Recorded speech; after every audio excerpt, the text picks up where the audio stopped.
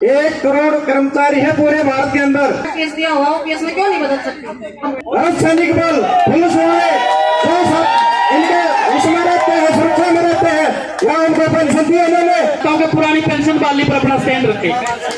लोकसभा चुनाव को लेकर सुनाई दे रहा है, उसका अंदाजा इस बात से लगाया जा सकता है कि आज हम रोहतक की धरती पर हैं। रोहतक हरियाणा की राजनीति में एक अहम मुकाम रखता है और इसी रोहतक में इस वक्त हरियाणा की राजनीति को गरमाने वाली एक और खबर चल रही है। बीजेपी के नेता है कृष्णमूर्ति हुड्डा जी, हमारे साथ जोगिंदर मोर जी हैं, कांग्रेस के नेता हमारे साथ राजेश सैनी है, जेजेपी के नेता बहुत बहुत स्वागत है आपका, किसान नेता प्रदीप हुड्डा जी हमारे साथ हैं, बहुत बहुत स्वागत है आपका, कृष्ण कौशिक जी हमारे साथ, नैलो नेता बहुत बहुत स्वागत है आपका, और मनवीर छिल्लर जी हमारे साथ हैं आम आदमी पार्टी के। देश का किसान ये कहता है, ये न सोचा था कि अपनी बात से मुकर जाएंगे, वक्त आएगा तो हालात से डर जाएंगे, उनके चेहरों पर नकाबों को पड़ा रहने दो वरना अपनी ही निगाहों से गिर जाएंगे। और किसान का वोट तो गठबंधन को जा रहा है, इंडिया गठबंधन को जा रहा है, तो शायद ये बहादुरगढ़ का टिकरी बॉर्डर भूला नहीं होगा।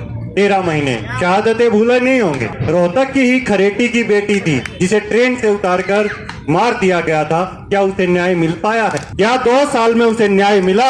वो जो अग्निवीर शहीद हुआ था, आज भी बता दे, धर्मवीर जो लड़ रहे हैं बीजेपी से भिवानी से, ताल्लू गांव से, उसी गांव से था कि वो अग्निवीर के भर्ती जो ये नई स्कीम लेके आए, उस परिवार की क्या हालत है। 6 महीने में ही एमएसपी गारंटी कानून बनेगा, अग्निपथ रद्द होगी और महिलाओं को सुरक्षा दी जाएगी। क्या किसान वो भूल जाएगा? इसी रोहतक की बेटी थी, जंतर मंतर पर उसका सिर कुचला जा रहा था, जिसने देश का नाम रोशन किया। क्या किसान और महिला वो बातें भूल जाएंगे क्या? बीजेपी की सरकार पूरे देश के अंदर धारा 370 के आधार पर इलेक्शन लड़ रही है, लेकिन कश्मीर से भाग गए, वहां से इलेक्शन नहीं लड़ रहे, राजौरी से भाग गए, अनंतनाग से भाग गए, तो वहां इलेक्शन क्यों नहीं लड़ रहे 370 के नाम पे? 56 इंच का सीना वो कहां चला जाता है जब मणिपुर के दंगे होते हैं, जब हरियाणा में दंगे होते हैं, जब 56 इंच का सीना मुंह बंद करके बैठ जाता है। मेरे चाचा बीजेपी वाले से पूछना चाहता हूँ। आपके चाचा है वो भी, आप तुम्हें लग रहे हैं उनसे बड़े आप। मैं एक पूछना चाहता हूँ, जो खर्ची पर्ची की बात करते हैं वो भगवान को साक्षी भर कहता हूँ, एक काम तहसील में, एक काम निगम में वही फटबुक करा दो, फिर वो हम और जैसे बन करेंगे।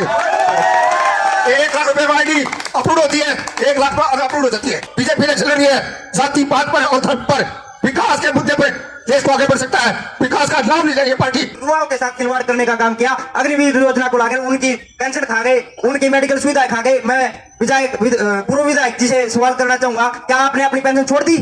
कभी हम बच्चे थे तब आप विधायक बने थे, क्या आपने छोड़ दिया? आज बताएं आप। जब महिलाओं के ऊपर वहां पर अत्याचार हो रहा था, माननीय दीपेंद्र हुड्डा जी वहां पर जाके रात को जाते हैं, 12 बजे जाते हैं और आवाज उठाते, रात को 12 बजे तक किसानों के बीच में रहते हैं। कांग्रेस ने अपने घोषणा पत्र में स्वीकार किया है कि हम स्वामीनाथन रिपोर्ट को लागू करेंगे। 700 किसानों की शहादत हुई है, उस 700 किसानों की शहादत पर प्रधानमंत्री का एक ध्यान नहीं आता है। इतनी संस्कार प्रधानमंत्री हमने आज तक नहीं। जिन खिलाड़ियों को बैठ के देश का मान सम्मान बताते हैं, अपने ड्राइंग रूम में फोटो खिंचवाते हैं, उनके साथ उनके ऊपर बलात्कार जैसे संगीन आरोप लगाए जाते हैं, उन नेताओं के साथ भारतीय जनता खड़ी मिलती है। आप बताइए, सारी जनता बैठी है, वो शहीद हुए थे तब किसकी सरकार थी? पारदर्शिता की बात करते हैं, लगाम लगाई जेजेपी ने बीजेपी पर, कहाँ लगाई, किस पर लगाई और फिर शहीद किसने कराए? सरकार में हिस्सेदारी थी। आज पारदर्शिता की बात हो रही है, सूरत में इंदौर में वो पारदर्शिता थी क्या? इस देश की करेंसी भारतीय रिजर्व बैंक नोट छापता है, टोल पे 100 रुपए लगते हैं, वर्चुअल करेंसी से नकद देने होते डबल देते हैं, वो बाकी का कहा जाता है? किसान खाने को देता है, हर किसी को देता है। किसान से जाकर पूछो उसको खुद शाम को रोटी मिलती है या नहीं। इस देश को लहलाता है 300 रुपए किलो टमाटर और वो रेट का बिकवाया। आज टमाटर का क्या भाव है? क्या किसान को अपने बच्चे पढ़ाने का हक नहीं? SYL के ऊपर हमने जो काम किया उस पर इन्होंने क्या किया?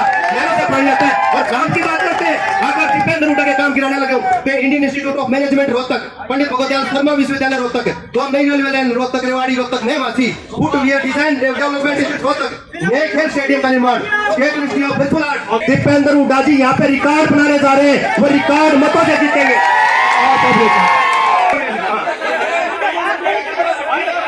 मेरा एक साधारण सा सवाल बीजेपी के प्रवक्ता से है, आप जब से डिबेट शुरू हुई है चौधरी भूपेंद्र सिंह हुड्डा पे सीधा हमला कर रहे हैं। जब चौधरी भूपेंद्र सिंह हुड्डा मुख्यमंत्री थे, जब आप उनकी काख में बैठ के हेलीकॉप्टर में उड़ जा करते, वो इतना एक मिनट भाई, क्या भूपेंद्र हुड्डा इतना गुंडा था तो हेलीकॉप्टर में देता क्यों ना मार के तड़े? मेरा सवाल बीजेपी के प्रवक्ता से है, जो कहते हैं सबका विकास सबका साथ, 1 करोड़ कर्मचारी है पूरे भारत के अंदर, क्या उन कर्मचारियों को ये पुरानी पेंशन दे रहे हैं? अर्धसैनिक बल पुलिस वाले जो सब इनके उसमें रहते हैं, सुरक्षा में रहते हैं, क्या उनको पेंशन दी इन्होंने, बताएं इनके कहाँ है पुरानी पेंशन के लिए इनके पास। सर मेरा सवाल सभी प्रवक्ताओं से है कि देश के जो अर्धसैनिक बल है और देश के जो छोटे किसान मजदूर और छोटे व्यापारियों के जो बच्चे आज जो पढ़ लिख के आजीवन विभागों की सेवा करने के बाद भी जो पेंशन से वंचित रखे जा रहे हैं, मैं तमाम पार्टियों से चाहता हूं कि पुरानी पेंशन बहाली पर अपना स्टैंड रखें। बीजेपी वाले भारतीय जनता पार्टी, ये भारतीय जनता पार्टी में भ्रष्टाचारी जोड़ों पार्टी है। एक भाई ने पेंशन की बात की, एक भाई ने पेंशन ओपीएस का मुद्दा, पेंशन का तो भूपेंद्र सिंह हुड्डा ने खत्म की थी 2006 में, जो वो चीफ मिनिस्टर थे। भूपेंद्र सिंह हुड्डा पेंशन खत्म करने वाला है, और भूपेंद्र सिंह हुड्डा और उसका बेटा, इन्होंने रोहतक का नाश करके रख दिया। 10 गांव की जमीनें एक्वायर की है, 10 गांव की जो जमीन उन्होंने एक्वायर की है, उससे वो 100 गज का प्लॉट नहीं ले सकते। ओपीएस पर स्टैंड क्या बीजेपी का? बीजेपी का स्टैंड है कि हमारी पारदर्श, हर चीज में पारदर्श है, ईमानदारी से हम कर रहे हैं, और हमने नौकरियां दी है, नौकरियां बच्चे की नौकरी दी है, और कोई आदमी नहीं कह सकता हमने काम करा है। वोट आप क्या कह रहे हो? ओपीएस पास वादे किए जाएंगे, हिमाचल में दावा किया था, परेशानी आ रही है, लागू करो, लागू तो कर दिए। लागू की है, हमने लागू की है, और हमने हमारे जो इंडिया गठबंधन के दल है उनके घोषणा पत्र में ओपीएस लागू करने की बात कह रखी है। और कोविशील्ड पर घोटाला करने वाली पार्टी हत्याओं के लिए कौन जिम्मेदार होगा? क्या ये हत्या नहीं है इंडायरेक्ट रूप से? तो एक वैक्सीन के नाम पे, इलेक्ट्रॉनिक बॉन्ड के नाम से एक बार उसे चंदा ले लिया गया और वैक्सीन को सरेआम लगाने के लिए कह दिया गया। आज प्रधानमंत्री ने उस सर्टिफिकेट से अपना फोटो क्यों हटवा लिया? ये देश पूछना चाहता है इतने बड़े उससे। और पेंशन योजना के लिए जननायक जनता पार्टी बिल्कुल तैयार है। क्या वाकई में देश में चुनाव पर हावी हो जाता है, जाति पाति हावी हो जाती है, ये लोग इससे ऊपर उठ चुके हैं। भूषण चौटाला ने उठाया, किसान के नाम पर संघर्ष किसने करा? चौधरी चरण सिंह ने किया, लेकिन फायदा कौन उठा रहा है? जयंत चौधरी उठा रहा है। किसान संघर्ष कर रहा है, किसान आगे बढ़ रहा है। चौधरी छोटूराम ने कितना संघर्ष किया? आज भी उन्हीं नहरों में उतना ही पानी आ रहा है जितना चौधरी छोटूराम लेके गए थे। अरे पिछले 90 साल में तुमने क्या किया? इन नहरों की कितनी कैपेसिटी बढ़ा दी? अभी बात कर रहे थे किसी गाँव की पानी नहीं आता, या कांग्रेस की 10 साल किसने कहा? बीजेपी ये कह के आई थी हम एमएसपी देंगे, 10 साल में दी क्यों नहीं भाई? ओपीएस का इंडियन नेशनल लोकदल ने हमेशा समर्थन किया है और हम इसके साथ हैं। यहाँ रोहतक में 350 करोड़ का घोटाला हुआ, वो कहाँ नहीं जानते? खुद हमारे सांसद अरविंद शर्मा ने यहाँ रोहतक के मंच से आवाज उठाई कि भाई 350 करोड़ रुपए का घोटाला बीजेपी ने किया है, आज तक व्यवस्था में डाल दिया। तो ये बीजेपी ने घोटाला की पार्टी। रात में सपने में भी बाबू बेटा नजर आवे कि तू नाकाम कर रखे है। मंत्री जी का दुख है, अगर मंत्री जी का जना कांग्रेस में कुछ नहीं मिला, इस तुम्हारे बीजेपी में चले गए। माध्यम से जो है दीपेंद्र के बारे में बताना चाहता हूँ जो उसने काम किया। वैसे एक बार 4 पंक्तियों के माध्यम से कि मेरे दुश्मनों मेरी किस्मत से जलना छोड़ दो, कि मेरे दुश्मनों मेरी किस्मत से जलना छोड़ दो, क्योंकि घर से मैं दवा नहीं माँ की दुआ साथ लेकर चलता हूँ, और मेरी किस्मत के लिए भी गलती से दुआ मत करना। मैं तो वो हूँ जो हरियाणा के लिए अपनी खुशियां भी बांट दिया। सर मैं बीजेपी के प्रवक्ता से पूछता हूँ कि हुड्डा साहब ने ओपीएस बंद करी थी, लेकिन इन्होंने खोली भी नहीं है। बीजेपी सरकार 370 धारा हटा सकती है, तो कांग्रेस द्वारा केस दिया हुआ ओपीएस में क्यों नहीं बदल सकती? ये लोग जो हैं अपने सैनिकों पे जो वोट मांगते हैं, इनसे ये पूछा जाए कि पुलवामा का जो अटैक हुआ था उसकी इंक्वायरी कहाँ तक पहुंची है? जो देवेंद्र सिंह डीएसपी को इन्होंने तिहाड़ में भेज के उसकी सेवा कर रहे हैं, उसकी इंक्वायरी कहाँ है? एक सवाल, एचपीएससी के दफ्तर से पैसे करोड़ों रुपए बरामद करे गए, वो इनकी ईमानदारी बताई तो जब ना जब मर्जी पूरी होती हो। मैं मेरी आपसे एक है, देखिए ये देश जवानों और किसानों का रहा है, और ये सरकार आने के बाद आप लोग दुनिया में जरा मिले, ये सरकार आने के बाद में अचानक जो राष्ट्रीय सुरक्षा है उसको कहते हैं हम मजबूत कर रहे हैं, लेकिन ये अग्निपथ या अग्निवीर ला करके देश की सुरक्षा को बहुत बड़ी हानि पहुंचा रहे हैं। इसके दूरगामी परिणाम होंगे और देश को बहुत हानि उठाएंगे। मैं गौशाला खड़वाड़े का प्रधान हूँ, तो इतनी जो रिश्वतखोरी सरकार में है, न पहले हुई ना हुई का हो गया 2 लाख रुपये तो बदली के लिए है।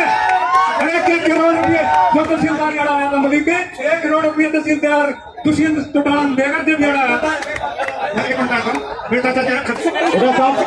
दो बड़े सवाल थे, एक अग्निवीर का सवाल ओपीएस पर तो बात होगी भाई साहब। अग्निवीर के बारे में मोदी जी ने जो किया वो ठीक किया है। जो एक आदमी नौकरी शालों को मिल रही है, सरकारी नौकरी में कहने की आ सकता है। ये पेंशन की बात कर रहे हैं, अरे पेंशन को खत्म करने